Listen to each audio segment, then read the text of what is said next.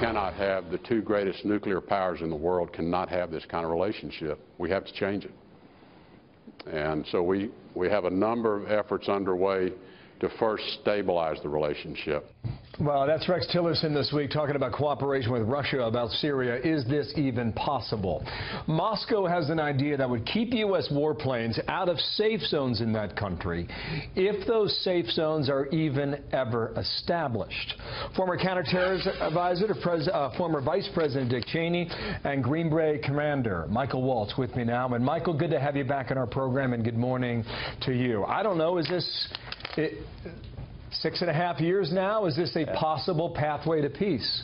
Well, Bill, you know, to say that I'm a skeptic of this idea would be the understatement of the day. Look who we would have enforcing these safe zones, or what they're being called in Russia, de-escalation zones. You've got the Russians who have been targeting civilian hospitals with precision weapons, the Assad regime that's attacked its own people with chemicals, Hezbollah, Iran, and a number of other militias on the ground. So I think to say that we should trust that they're going to do this for humanitarian reasons would be a bit of a joke.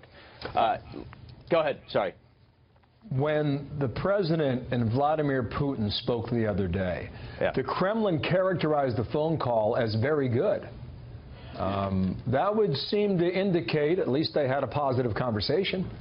Well, they seemed to, so the Kremlin also said that the president had agreed to these zones, and the White House had a very different readout and said, no, no, no, they were discussed, but no agreement was made. So I think what we're seeing here is the agenda at play is very tactical, in that the Assad regime and the Russians want to freeze fighting in certain areas so that they can concentrate in other areas. And of note, the opposition forces, the rebels on the ground, walked out of these meetings when these zones were announced. So I don't see, anyone coming to agreement anytime soon. And, I do think, though, that the safe zone concept could be helpful in moving towards peace in Syria. But the U.S. is going to have to take leadership. We're going to have to create a place that refugees can flow back from Europe, and that can have a safe place to go that's protected by a neutral arbiter, not by the Iranians and the Russians. Why has it taken so long to even move on this topic? I mean, it's been out there for several years. No one's done it. Why not? Frankly, because the Obama administration didn't want to lead on this issue. They didn't want U.S. fighters having to enforce these zones. They would be very difficult to do logistically, and we just saw a complete lack of leadership from the Obama regime.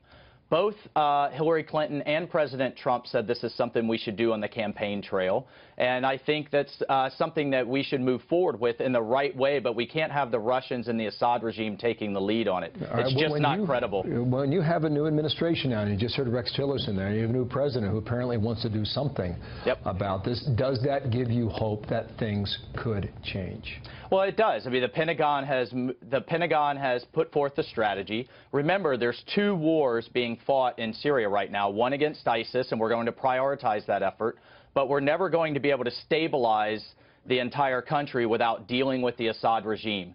Now, that may mean that there's a new leader in place, even if you have the old regime under Russian influence, but I think eventually we're going to move towards a political solution that will look something like what we have in Lebanon, where you have the various factions and a rotating government, but we're not going to get there until the military environment on the ground changes, and everyone is jockeying right now for influence to lead into those negotiations. I think we can all agree on that. Michael, thank you for your time today. Good analysis there. Michael Waltz from New York. Thank you, sir. Thanks, Bill.